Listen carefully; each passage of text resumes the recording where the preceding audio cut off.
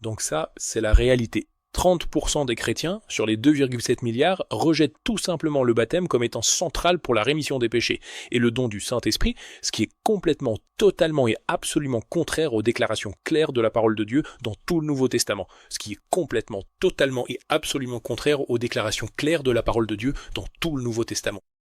Ils rejettent le baptême en vérité, et les 70% restants continuent de baptiser les bébés par aspersion. D'accord ? Alors, Romains chapitre 6. Que dirons-nous donc? Allons-nous persévérer dans le péché afin que la grâce abonde? Certainement pas. Comment pourrions-nous, nous qui sommes morts au péché, vivre encore dans le péché? Ignorez-vous que nous tous qui avons été baptisés en Jésus-Christ, c'est en sa mort que nous avons été baptisés? Nous avons donc été ensevelis avec lui par le baptême en sa mort, afin que, comme Christ est ressuscité des morts par la gloire du Père, nous aussi nous marchions en nouveauté de vie. Car si nous avons été unis à lui par une mort semblable à la sienne, nous le serons aussi par une résurrection semblable à la sienne, sachant que notre vieil homme a été crucifié avec lui, afin que le corps du péché soit réduit à l'impuissance, pour que nous ne soyons plus esclaves du péché. En effet, celui qui est mort est libéré du péché. Or, si nous sommes morts avec le Christ, nous croyons que nous vivrons aussi avec lui, sachant que Christ ressuscité des morts ne meurt plus. La mort n'a plus de pouvoir sur lui. Car il est mort, et c'est au péché qu'il est mort une fois pour toutes, mais il vit, et c'est pour Dieu qu'il vit. De même, vous aussi, considérez-vous comme morts au péché, mais vivons pour Dieu, en Jésus-Christ, notre Seigneur. Que le péché ne règne donc point dans votre corps mortel, pour que vous n'obéissiez pas à ses convoitises. Ne livrez pas non plus vos membres péchés comme des instruments d'injustice, mais livrez-vous vous-même à Dieu, comme étant revenus de la mort à la vie, et offrez vos membres à Dieu comme des instruments de justice. Et donc en tout cas l'essentiel est ceci, le verset 11, sur la base entièrement sur le fait d'être unis au Christ dans sa mort et sa résurrection, en étant baptisés dans sa mort, puis en ressuscitant avec lui dans une vie nouvelle, par le baptême, par un baptême de repentance et de foi accompli avec la bonne autorité, le fondement qui nous permet de vivre une vie où nous sommes libres de servir Dieu, c'est que nous pouvons nous considérer comme réellement morts au péché, mais vivants pour Dieu en Jésus-Christ notre Seigneur, parce que nous avons été unis à lui, dans sa mort et sa résurrection, par un baptême de repentance et de foi. Et donc c'est absolument fondamental. Et vous pouvez voir qu'à la fin du chapitre, c'est ce qu'il dit.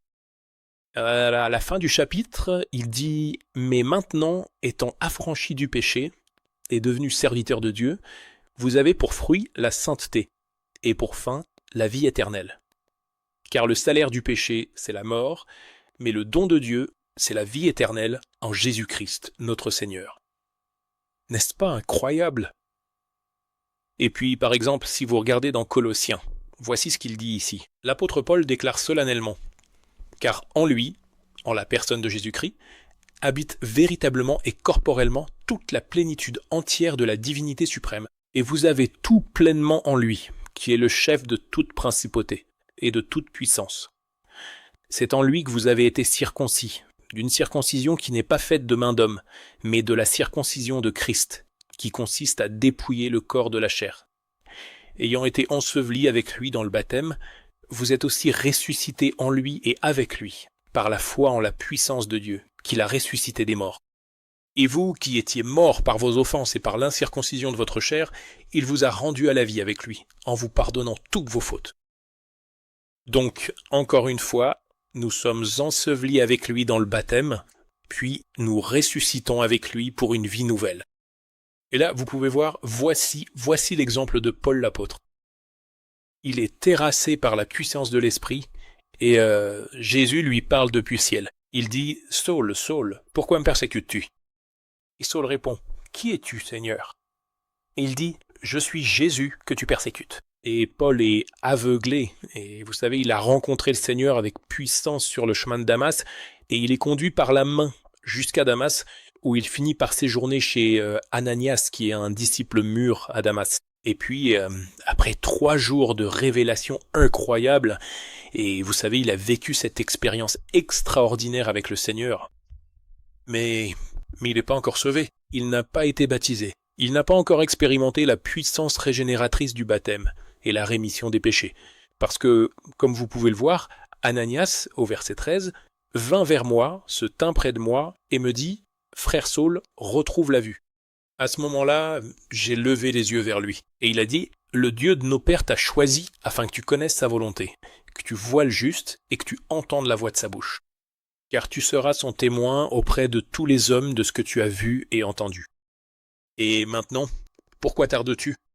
Lève-toi, sois baptisé et lave tes péchés en invoquant le nom du Seigneur. » D'accord? Alors, dans tous les cas, pourquoi est-ce que je dis tout ça?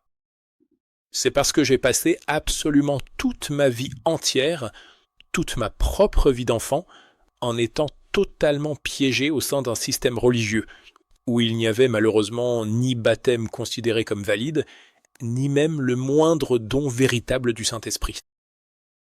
Et puis, je suis arrivé dans le christianisme évangélique, et dans le christianisme évangélique, même s'ils ont rejeté le baptême des enfants, dans le christianisme non mormon qui ne pratique pas le baptême des enfants, principalement les évangéliques charismatiques et pentecôtistes, ce qu'il y a, c'est qu'il n'y a pas de baptême valide. Et ils ne le considèrent pas comme ayant un quelconque pouvoir de rémission des péchés, de régénération ou de don du Saint-Esprit.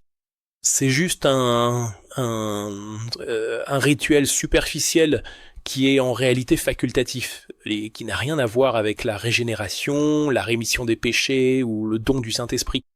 Et donc ici, je laisse derrière moi mon catholicisme et maintenant je suis dans le protestantisme. Dans un protestantisme qui ne baptise pas les nourrissons. Dans le christianisme évangélique. Et une fois de plus, il n'y a pas de véritable plan de salut qui donne à l'expiation de Jésus-Christ un pouvoir et un effet réel dans ma vie. J'ai donc passé toute ma vie d'adulte à chercher une véritable église où l'autorité du royaume était présente. Et j'ai vu cela. Je veux dire, c'était probablement dans la première semaine après avoir donné ma vie à Jésus en tant que chrétien évangélique que j'ai lu Romains 6 et je me suis dit, c'est dingue. Toute la base pour entrer dans le royaume de Dieu, la porte d'entrée pour accéder au royaume de Dieu et être amené en Christ dans sa mort et sa résurrection, et dans la puissance de sa mort et de sa résurrection, et pouvoir recevoir le Saint-Esprit en esprit et en vérité. Tout cela repose sur le baptême par la véritable autorité, comme fondement de la repentance et du fait d'être lavé de ses péchés. Exactement comme Ananias l'a dit à Paul, qu'est-ce que tu attends? Sois baptisé, lâche-toi de tes péchés, en invoquant le Seigneur. J'ai passé, sans plaisanter, toute ma vie d'adulte à essayer de trouver la véritable église où je pourrais recevoir un baptême valide et réellement recevoir le don du Saint-Esprit avec puissance. D'accord? Et je ne l'ai jamais trouvé.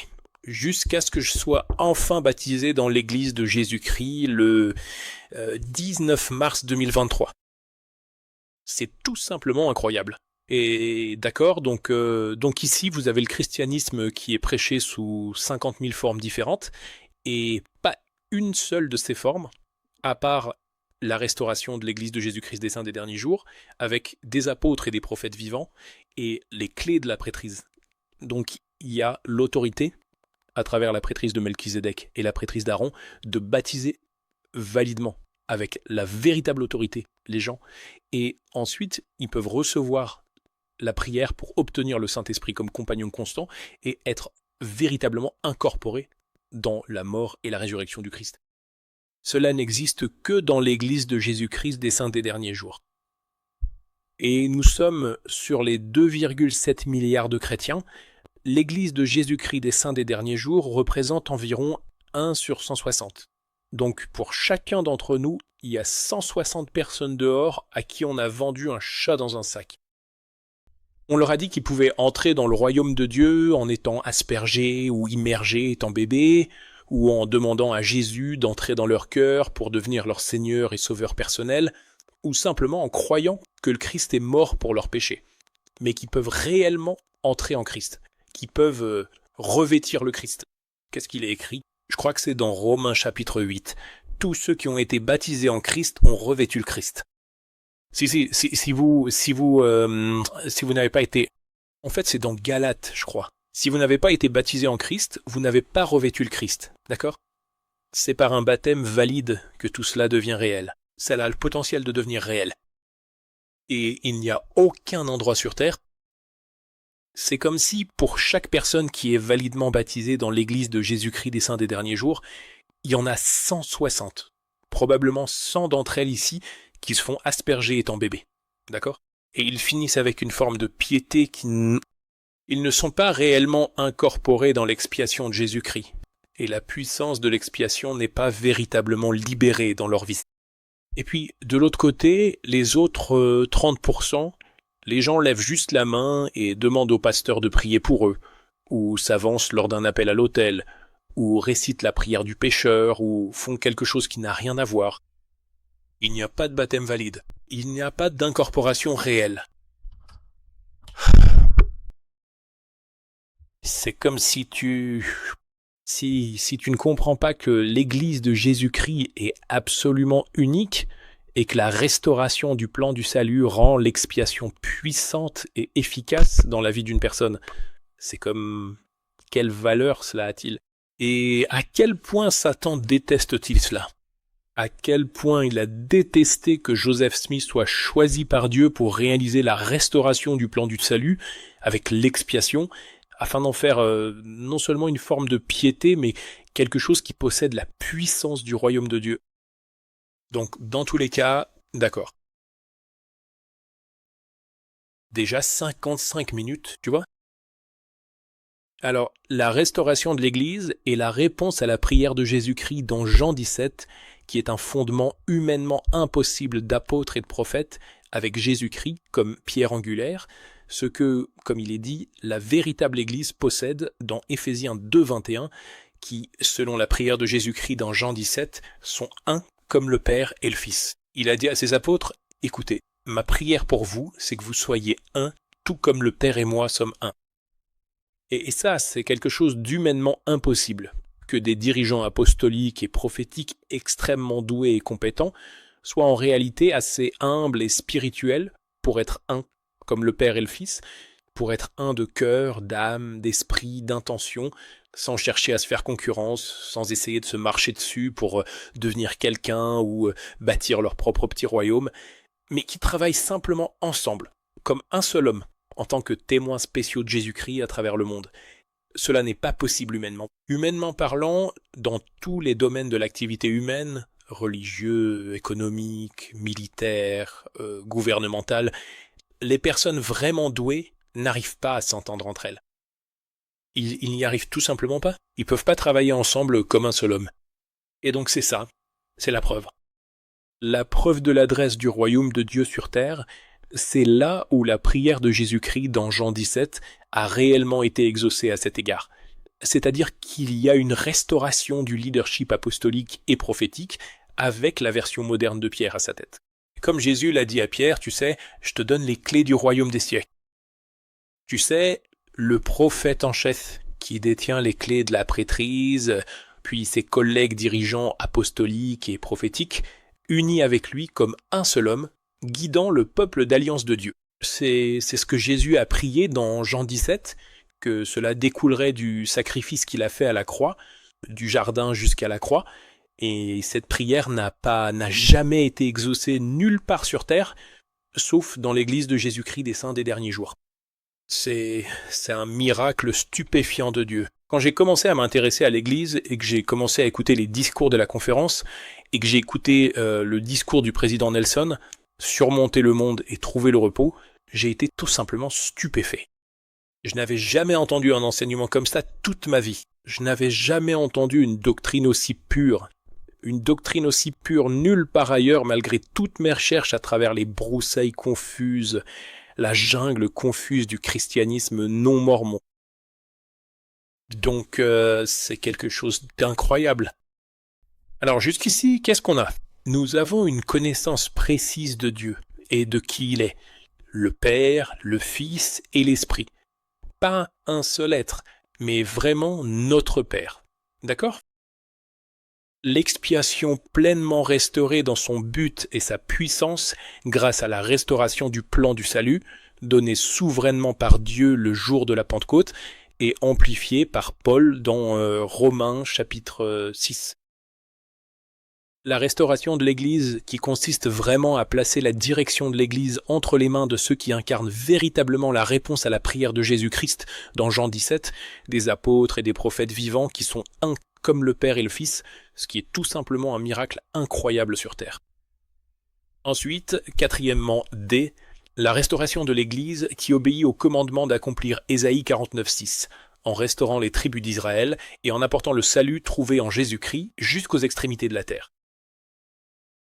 Depuis la première fois où j'ai lu la Bible, à l'âge de 21 ans, et que j'arrivais, vous savez, à Matthieu 28-18 ou à la fin de chaque évangile, puis que je lisais dans le livre des Actes comment cela avait réellement été accompli, Jésus il dit quelque chose comme « Allez dans le monde entier et prêchez cette bonne nouvelle à toute créature. Prêchez l'évangile à toute créature, à chaque personne, en leur enseignant à observer tout ce que je vous ai commandé, en faisant des disciples de toutes les nations et en leur enseignant à observer tout ce que je vous ai commandé. » Et puis, il y a des décennies, j'ai vu dans les Écritures, quand on arrive à Actes, chapitre 13, verset 47, Paul cite très précisément Ésaïe 49,6 comme l'autorité fondamentale de son ministère apostolique. D'accord ? Et Ésaïe 49,6 dit « C'est trop peu que tu sois mon serviteur pour relever les tribus de Jacob, mais je ferai aussi de toi la lumière des nations, afin que tu apportes mon salut jusqu'aux extrémités de la terre. » Ainsi, sa proclamation de l'évangile aux païens était quelque chose qu'il faisait en même temps qu'il rassemblait les tribus d'Israël parmi les païens, opérant une restauration d'Israël, puis greffant les païens qui répondaient à l'évangile à cette restauration. Et durant toute ma recherche au sein du christianisme non mormon, je n'ai jamais rencontré quelqu'un qui comprenait cela et qui le mettait réellement en pratique. Jusqu'à ce que finalement, à l'âge de 68 ans, j'examine l'Église de Jésus-Christ des Saints des derniers jours. Nous sommes en train de rassembler Israël et de proclamer l'évangile du royaume dans le monde entier, comme témoignage à toutes les nations, tout en rassemblant Israël et en préparant une épouse qui sera véritablement digne du retour de Jésus-Christ. Personne d'autre sur terre ne fait réellement cela. D'accord ? Ensuite, la restauration de l'Église, avec un service et un leadership qui ne sont pas fondés sur la prêtrise lucrative, mais sur un service simplement motivé par l'amour de Dieu, comme Paul l'a ordonné dans Actes chapitre 20.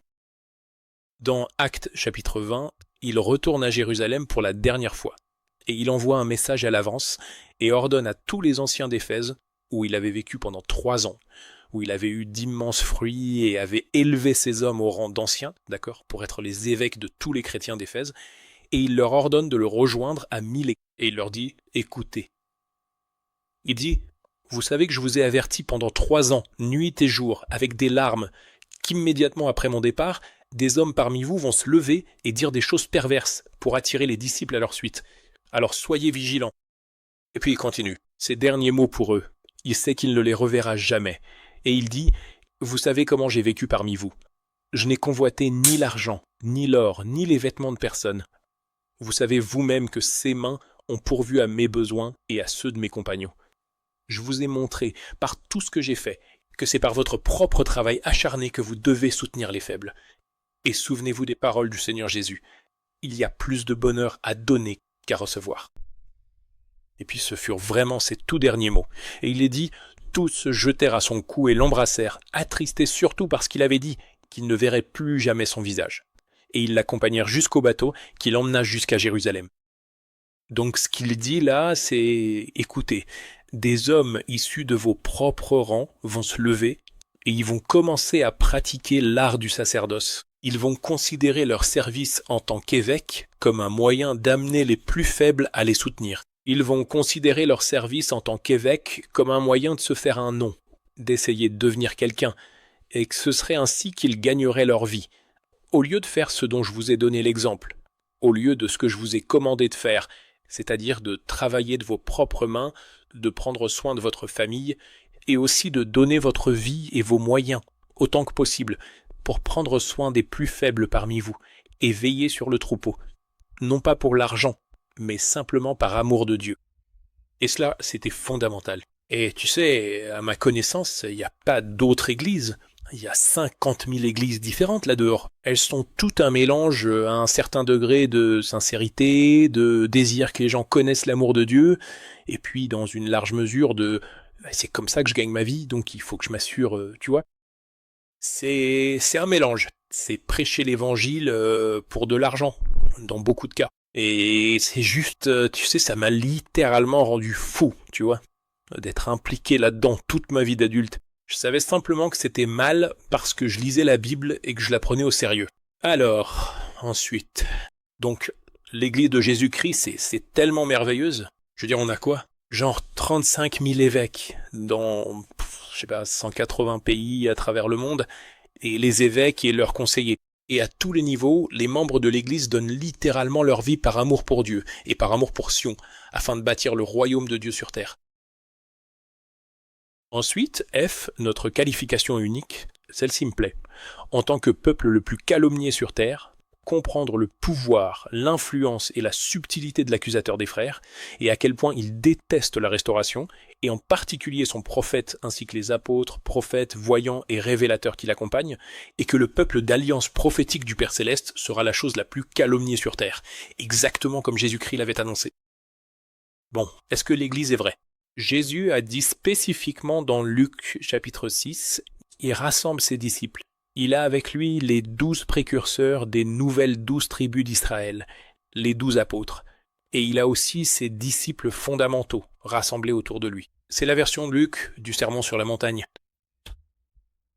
Une nouvelle fondation du peuple d'alliance prophétique de Dieu. Et il leur dit, écoutez, heureux êtes-vous lorsque les hommes vous excluent, vous insultent et disent toutes sortes de mal contre vous à cause de mon nom.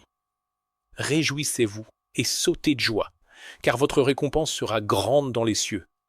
Car c'est exactement de la même manière qu'ils ont traité tous les prophètes qui sont venus avant vous. En d'autres termes, et j'aurais aimé m'en rendre compte quand j'avais 21 ou 22 ans, je serais devenu un saint des derniers jours à cette époque-là. Mais en réalité, l'une des qualifications fondamentales, si vous voulez savoir si vous faites partie du véritable peuple d'alliance prophétique de Dieu sur la terre, là où le royaume de Dieu sur terre et l'autorité du royaume résident réellement, ce sera le peuple parmi tous ceux qui s'imaginent être le peuple de Dieu. Ce sera ce peuple parmi tous ceux qui s'imaginent être le peuple de Dieu. Ce seront les personnes que tous les autres excluent et calomnient. Et personne sur terre ne remplit ce critère. Je veux dire, j'ai été dans le christianisme non mormon toute ma vie adulte, de 21 à 68 ans, pendant 47 ans, dans de nombreuses églises et groupes différents répartis dans le christianisme non mormon. Et partout où j'allais, j'entendais parler des Mormons, des conversations sur les Mormons. Ils ne les appelaient jamais l'Église de Jésus-Christ. C'était toujours ces fichus Mormons ou ces sectaires Mormons. Et j'ai surpris peut-être 15 ou 20 fois par an des conversations de ce genre où même j'y ai moi-même participé, à ma grande honte. Et cela a duré pendant 47 ans. Pas une seule fois, je n'ai entendu quelqu'un dire quoi que ce soit pour défendre les membres de l'Église de Jésus-Christ des Saints des Derniers Jours, pour défendre la restauration de l'Église, pour défendre la direction de l'Église comme étant la seule véritable Église, la seule Église sur terre qui possédait ces choses dont j'ai parlé. Non, pour eux, leur Jésus était un démon, leur Dieu était un démon, ils ont ajouté à la Bible, ils essaient d'être sauvés par leurs œuvres, donc ils sont sous la malédiction divine de Galates chapitre 1 verset 8. Leur livre de Mormon est un ramassis de mensonges démoniaques. Joseph Smith était un escroc et un menteur possédé par des démons, et ça continuait encore et encore et encore. Et rien d'autre que les pires calomnies. Et j'ai tout avalé, sans réserve. C'était le discours monolithique du christianisme non mormon durant l'intégralité de mon existence. D'accord ? Donc, il est important de noter qu'absolument aucun autre groupe d'individus sur cette planète n'a été exclu et critiqué de la sorte, exactement comme Jésus l'a décrit pour son peuple d'alliance prophétique.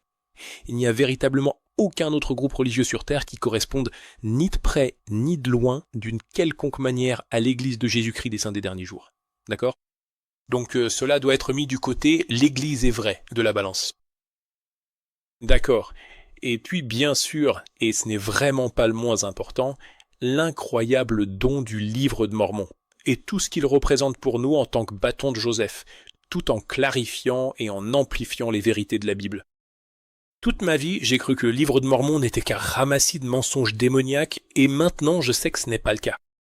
Je l'ai lu, et il me touche en plein cœur, et me parle exactement de la même manière que le Père Céleste m'a parlé à travers la Bible toute ma vie, depuis l'âge de 21 ans.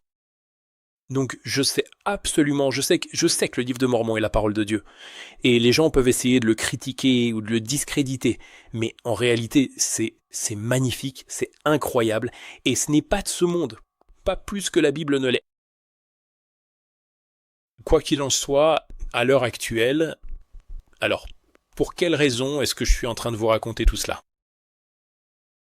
D'accord.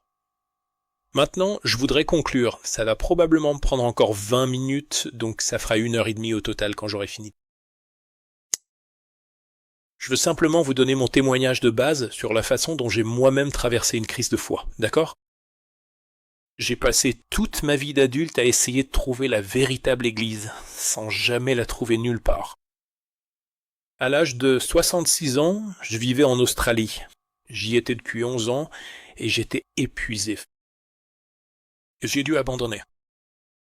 Je ne voyais plus aucun autre endroit où chercher, et je n'avais jamais envisagé l'église de Jésus-Christ des Saints des derniers jours, parce que pour moi, ils étaient quelque part au-delà de Pluton. Ils étaient dans les ténèbres extérieures. On m'avait appris toute ma vie qu'il n'y avait aucune lumière là-bas, qu'il ne fallait même pas s'approcher de ces gens-là, et qu'il fallait juste rester à l'écart. Reste loin de ces gens-là, c'est donc ce que j'ai fait. Je ne les ai même pas considérés comme faisant partie de ma recherche à travers le christianisme. Pour moi, ce n'étaient pas des chrétiens. On m'avait appris qu'ils étaient même pas chrétiens, tu vois. Alors après 40, 45 ans, je me suis dit, bon, je sais plus quoi faire d'autre. Et je me suis acheté un petit van aménagé, Toyota. Et j'ai eu le sentiment qu'il fallait simplement que je vive dans ce petit van le long de la côte de la Nouvelle-Galles du Sud, en Australie, au bord de l'océan Pacifique. Et juste pour avoir quelque chose de constructif à faire, je me suis donné pour mission d'essayer de mémoriser l'Évangile selon Jean, de vivre simplement au bord de l'océan et de demander à Dieu de me sauver, parce que je n'avais plus d'idées, je n'avais plus de réponse, je n'avais plus aucun endroit où chercher.